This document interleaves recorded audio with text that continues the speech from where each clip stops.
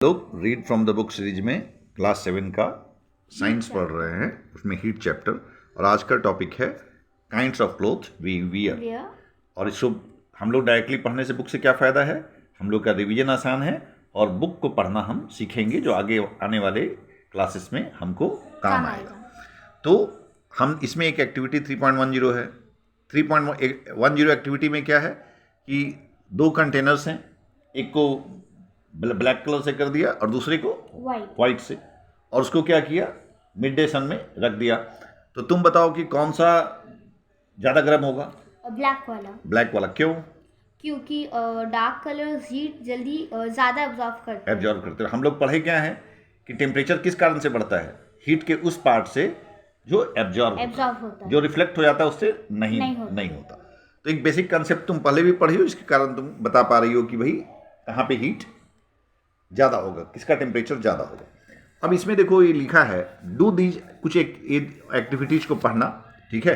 दूसरी एक्टिविटी है कि यदि हम दो कंटेनर हैं, इसमें और इसमें, और इसमें एक में गर्म पानी, एक ही टेम्परेचर का पानी दोनों में डाल दिया और उसको छोड़ दिया बाहर निकाल कर। नहीं, बाहर नहीं, रूम में रख दिया। मतलब तो कौन जल्दी 15 मिनट 20 मिनट के बाद चेक किया तो किसका टेम्परेचर ठंडा जल्दी हुआ? हाँ, वाइट वाले का। ठीक है। तो अभी क्या हुआ कि अब इसके आगे पढ़ो क्या लिखा हुआ है। Do this activity suggest to you the reason why it is more comfortable to wear white or light color clothes in summer and dark color coats in the winter। हाँ, मतलब ये एक्टिविटी बताता है कि भाई हम लाइट कलर क्लोथ्स क्यों summer में पहनते हैं। क्यों समर में पहनते हैं? इसीलिए क्योंकि जो वाइट कलर जो होता है, जो लाइट कलर होता है, वो सन को रिफ्लेक्ट कर जाता है, हीट को रिफ्लेक्ट करेगा, एब्जॉर्ब नहीं करेगा। एब्जॉर्ब बहुत कम पोर्शन, ठीक है ना। हमको परेशानी किससे है? एब्जॉर्प्शन। और विंटर में हम क्या चाहते हैं कि हीट एब्जॉर्ब हो। तो इसलिए विंटर में हम क्या पहनना चाहेंगे? डार्क कलर क्लोथ्स पहनना चाहेंगे। वुलन क्लोथ्स के बारे में क्या लिखा है, पढ़ो। In the winter we use woolen clothes. Wool is a poor conductor of heat. Moreover, there is air trapped in between the wool fibers. This air prevents the flow of heat from our body to the cold surroundings. So we feel warm. इसका meaning क्या है? कि winters में हम लोग villain clothes को prefer करते हैं पहनने के लिए, क्योंकि जो वुल होता है वो हीट का पुअर कंडक्टर होता है। अच्छा, हम लोग इसके पहले क्या पढ़े थे कि हमारा बॉडी यदि सराउंडिंग से वार्मर होगा तो हीट किधर से किधर फ्लो करेगा? One end to another. Radiation chapter में पढ़े थे ना। रेडिएशन में क्या पढ़े थे कि जो भी वार्मर होगा वो सराउंडिंग को हीट देगा। हाँ। तो यदि हमारा बॉडी वार्म है तो और सराउंडिंग कोल्ड है तो क्या होगा? हमारा बॉडी हीट रिलीज करेगा। मतलब हीट। तो हम यदि उलेन क्लोथ्स पहने हुए हैं तो वो क्या करेगा? उल क्या है? पुअर कंडक्टर ऑफ हीट है, तो वो बाहर नहीं जाने देगा। प्लस यदि उसमें एयर होते हैं उल्स में, तो वो एयर जो ट्रैप्ड एयर है वो भी पुअर कंडक्टर है, तो फर्दर तुमको हमारे बॉडी से हीट को बाहर नहीं जाने देगा। हम क्या चाहते हैं विंटर में? हमारा बॉडी हीटेड रहे। अब इसमें देखो एक बड़ा अच्छा चीज लिखा है। Suppose you are given the choice in the winter of using either one thick blanket or two thick blankets joined together. What would you choose and why? Remember that there would be a layer of air in between the blankets. भाई एक मोटा blanket ओढ़ना चाहोगी या दो blanket पतले? उससे क्या फायदा? उसमें किस में ज़्यादा गर्म लगेगा? एक मोटे ब्लैंकेट में ना, दो पतले ब्लैंकेट। हाँ, क्योंकि बीच में एयर आ गया ना। हाँ, बीच में भाई तो एक तो उल नहीं निकलने देगा, यदि कुछ निकला तो एयर फंसा देगा, ठीक है। तो हीट जो बाहर निकलना है, हीट जो ट्रांसमिशन है from your body to surrounding, वो नहीं होगा, वो कम हो जाएगा। इसलिए देखो एक बड़ा अच्छा इसको पढ़ना जब खाली बैठना तो, कि हम लोग हॉलो ब्रिक्स यूज करते हैं आजकल बिल्डिंग्स में। हॉलो ब्रिक्स क्यों यूज किया जाता है? उसमें बीच में एयर ट्रैप रहता है, ठीक है। तो क्या होगा यदि बाहर ज़्यादा गर्मी है, जैसे मान लो बाहर ज़्यादा गर्मी है, तो हमारा दीवार यदि गर्म होगा तो हीट अंदर भी आएगा, तो वो ब्रिक ऐसा बना रहता है कि उसके बीच में एयर रहता है, तो बाहर की गर्मी अंदर नहीं आ पाएगी। तो आजकल हॉलो ब्रिक्स का कंसेप्ट बहुत चला है, इसको पढ़ना खाली बैठना तो, ठीक है। इसके बाद हम लोग एक क्विक रिविजन कर लेते हैं what we have learn.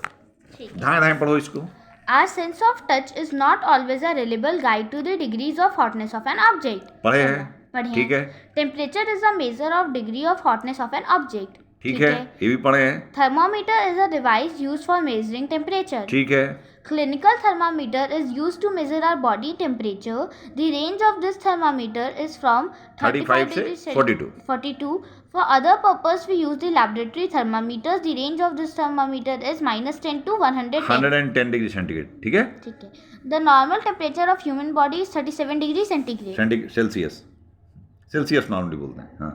The heat flows from a body at a higher temperature to a body at lower temperature. There are three ways in which heat can flow from one object to another. Conduction, These are convection, called radiation. radiation. In solids में बताया कि conduction से होता है, in liquids and gases में heat transfer कैसे होता है, Convection. and no medium is required for transfer heat by radiation.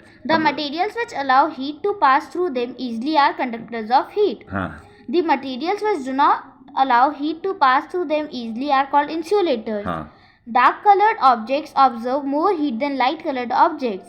That is the reason we feel more comfortable in light colored clothes in the summer. Summer.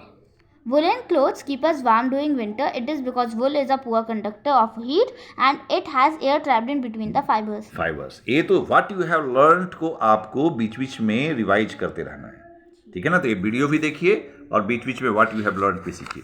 अब एक देखो, एक classic चीज ए और साथ में एक्सटेंडेड लर्निंग जो है, एक्टिविटीज एंड प्रोजेक्ट्स, ये आपको जरूर पढ़ना चाहिए. इसमें हो सकता है सारी बातें एक साथ आपको समझ में ना आए, लेकिन ब्रेन आपका डिफरेंट एस्पेक्ट्स को सोचने के लिए बाध्य होगा, जो कि बहुत जरूरी है ब्रेन डेवलप करने के लिए, ठीक है. तो इसको भी पढ़िएगा. और ये देखो, डिड यू नो बड़ा खास है, पढ़ो इसको. The Celsius scale was devised by Swadeshi astronomer. Swedish astronomer Andreas Celsius in 1742. Two. Strangely, he fixed the temperature of the boiling water as 0 degrees Celsius and of freezing water as 100 degrees Celsius. However, this order was reversed very soon. हाँ, मतलब ये जो Celsius नाम दिया गया है, ये एक स्वीडिश एस्ट्रोनॉमर थे जिन्होंने स्विट्जरलैंड के, स्विट्जरलैंड के, ठीक है ना. स्वीडिश एस्ट्रोनॉमर थे एंड्रस सेल्सियस. 1742, मतलब आज के लगभग 300 साल पहले, लगभग 270-80-90 साल पहले. तो उन्होंने लेकिन एक गलती की थी. उन्होंने क्या कर दिया था कि उन्होंने जो फ्रीजिंग टेम्परेचर है उसको 100 डिग्री सेंटीग्रेड बता दिया था और बॉइलिंग टेम्परेचर 0 डिग्री, जो कि गलत था और इसको बाद में करेक्ट कर दिया गया. तो इसके साथ हम लोग का हीट चैप्टर आज कंक्लूड होता है. Okay, thank you. बाय.